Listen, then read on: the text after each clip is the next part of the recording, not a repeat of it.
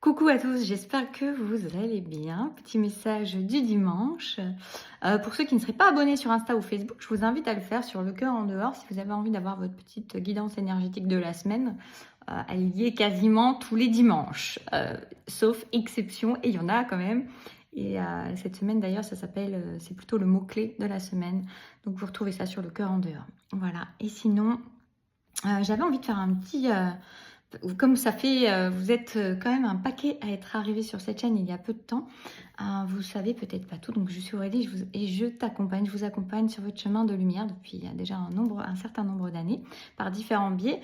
Et puis il y a aussi par les livres, j'y pense pas souvent, mais mon premier livre qui était sorti en 2017, qui est très autobiographique, qui s'appelle Jeter dans l'âme, et qui parle voilà, de ma rencontre avec ma flamme jumelle, il y a maintenant un certain nombre d'années, plus de 10 ans. Et il n'y avait pas grand-chose sur le sujet à cette époque-là, et c'était bien d'ailleurs. Et voilà, c'est aussi une histoire qu'elle raconte. Alors c'est romancé, hein, mais ça parle aussi voilà, de mes prises de conscience, de mes contacts avec l'invisible, la découverte de l'énergétique. Parce que il est parfois des liens que rien ne pourra jamais détruire, ni la vie, ni même la mort, des liens d'âme. Voilà, ça c'est le premier. Vous pouvez le retrouver uniquement sur Amazon. Et puis nous avons La sagesse des coquelicots célestes, qui est un recueil de messages canalisés que j'ai reçus et que voilà, j'ai synthétisé, qui est sorti l'année dernière aux éditions Très Daniel, aux éditions Contredire de chez Très Daniel. Et voilà, et vous avez des petits messages voilà, vibratoires qui sont assez... il est assez magique parce que vous posez une question et vous ouvrez le livre, et souvent, c'était pas comme ça que je l'avais imaginé, mais voilà, vous ouvrez le livre et puis vous avez la réponse à votre question qui est assez, voilà, qui est étayée. Et c'est assez magique aussi parce que souvent, quand on relit, moi j'avais à l'époque où je me suis amusée à plusieurs fois, et encore il n'y a pas si longtemps que ça, ouvrir pour avoir une réponse, où les textes, ils ont différentes composantes, valeurs, profondeur, je dirais, où il y a différentes compréhensions. Et c'est toujours très intéressant. Voilà, donc je ne peux que vous le recommander. Donc là, vous pouvez celui-là, le retrouver partout. Et puis, autant être à jour parce que je suis en train de travailler sur plusieurs projets, voilà, que j'espère faire sortir avant la fin d'année. Un roman, et puis qui traîne dans mes documents depuis depuis plus que ça. Ça fait au moins 7 ans, 8 ans. Et même plus, ouais. Et puis un autre livre que j'ai été guidée à écrire il y a maintenant quelques mois, très rapidement, que je vais mettre en relecture et qui va être sur du développement personnel. Voilà, donc vous aurez il y a un peu tous les panels, donc mettez-vous au goût du jour. Voilà. Maintenant, je vais vous transmettre le message du jour que j'avais juste avant, qui disait « N'aie jamais honte d'être toi. Ne te cache pas, ne te fais pas plus petit que tu n'es. Et surtout, n'aie jamais honte. Ne te fustige pas quand tu dis quelque chose, quand tu fais quelque chose. En te tapant sur les doigts, en te jugeant, en te disant que c'est pas comme ça que tu aurais dû faire après coup, hein, ou parce que tu n'obtiens pas le résultat que tu souhaitais, te sentir pas bien, te sentir en culpabilité, te sentir défait, on me dit, et c'est comme si à chaque fois ça remettait ta valeur en question. Ta valeur, elle ne dépend pas de ce que tu fais ou de ce que tu ne fais pas. Elle ne dépend pas de comment l'autre va accueillir ce que tu dis, ce que tu fais, ou ce que tu ne fais pas et ce que tu ne dis pas. Non. Ta valeur, elle est intrinsèque à toi. Et il est bon vraiment que tu nourrisses cette valeur-là. Petit aparté, j'ai des accompagnements quand même là-dessus, en hypnose en autonomie.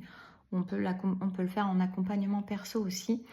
De travailler sur la valeur de soi, la confiance en soi, l'estime de soi, l'amour de soi et plein d'autres choses.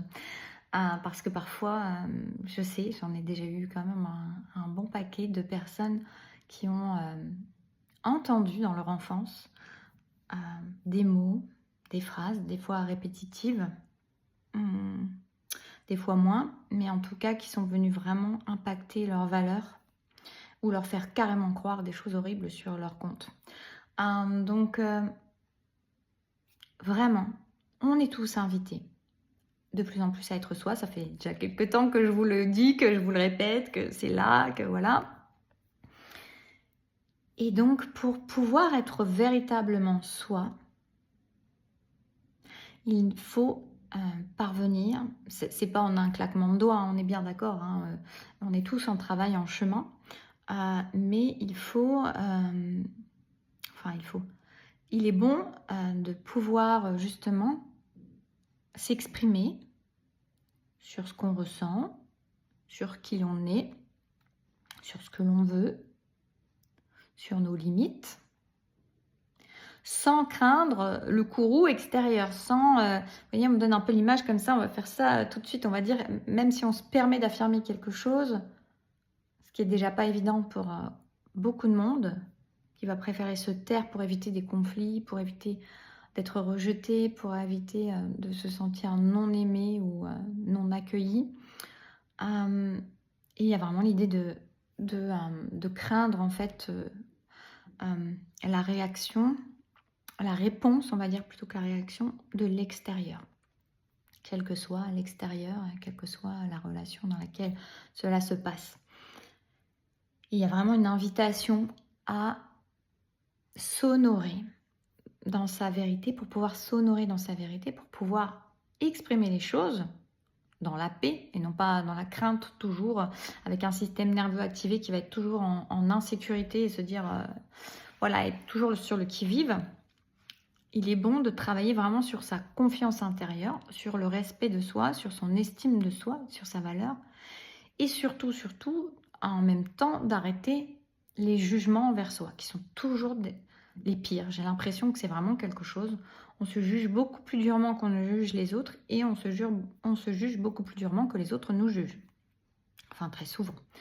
Donc, il y a vraiment l'idée d'abandonner ce juge intérieur compliqué, méchant, j'ai envie de dire, et qui vient saboter grand nombre dans leurs convictions, dans leur envie de s'exprimer, en les jugeant, vous voyez, c'est comme si on montrait avec, comme coupable avec le marteau et le verdict, pas assez bien, pas assez intéressant, pas assez ci, trop ça, pas, voilà, et vraiment l'idée de bâillonner les gens qui voudraient exprimer quelque chose, de bâillonner son être, ou alors de le torturer après expression, après avoir fait une action, en lui disant « Oh, tu n'aurais pas dû faire comme ça. Oh, c'est vraiment pas bien. Oh, regarde comment l'autre accueille. Oh, regarde le résultat. Oh, regarde. » Tout ceci est vraiment à abandonner et à libérer. Et c'est toi avec toi-même qui peux le faire. Oui, tu peux être aidé, accompagné pour ça par voilà, par n'importe quelle thérapie ou moyen. Oui, mais par contre, n'attends pas que les autres libèrent ta parole, te permettent d'être toi, si toi, déjà, tu n'es pas en capacité de le faire et que justement, tu es toujours sur ce qui-vive et toujours dans la crainte du résultat de la réponse extérieure. Il est bon que tu reviennes à toi, que tu nourrisses ton être, ta vérité, ton estime, ta confiance en toi, pour te permettre de pouvoir exprimer qui tu es, ce que tu ressens, comme je disais, tes limites, tes besoins, tes envies, tes aspirations. On me dit tes contraintes aussi, sans avoir peur, sans te restreindre, sans te voiler à moitié ou porter des masques ou t'adapter. C'est pas une histoire de s'imposer aux autres, c'est juste une histoire de s'honorer et d'arrêter de craindre que l'extérieur vienne juger alors que tu es ton premier juge intérieur. Et quand tu libères ce juge intérieur et quand tu arrêtes de te juger de cette manière-là, le jugement extérieur n'a plus de prise. Il n'existe des fois plus. Et même si l'expérience se fait ou encore tu as l'impression d'être jugé ou on te juge, cela n'aura plus de prise sur toi, cela n'aura plus d'impact et ne viendra pas remettre en question ta valeur. Et la valeur de ce que tu fais, et la valeur de ce que tu es, et la valeur de ce que tu dis. Ce n'est pas ne jamais se remettre en question, mais c'est juste avoir une certaine assise sur ce que tu exprimes de toi, dans le silence ou dans les paroles d'ailleurs, ou dans les gestes. Et surtout de ne plus avoir honte. Parce que c'était ça le message premier que j'avais, c'est arrête d'avoir honte de toi, de ce que tu dis, de ce que tu fais. La honte, c'est un jugement. C'est un jugement que tu fais de toi à toi. En estimant que, justement, c'est peut-être pas assez estimable, c'est pas assez quoi que ce soit. Cesse d'avoir honte de toi. C'est vraiment important. Commence à t'aimer, commence à te considérer. Comment veux-tu que les autres te considèrent, t'aiment, si tu en es incapable toi-même? Je peux t'aider sur ce chemin-là, par exemple. Il y a plein de façons de faire, mais on peut travailler en hypnose là-dessus avec beaucoup d'efficacité. N'hésitez pas d'ailleurs, si vous avez des retours à faire en dessous, vous pouvez pour confirmer ce que je suis en train de dire. Voilà, je vous fais des bisous. Prenez soin de vous et passez un joli dimanche. Je vous souhaite qu'il y ait autant de soleil dehors que dans le cœur. À bientôt.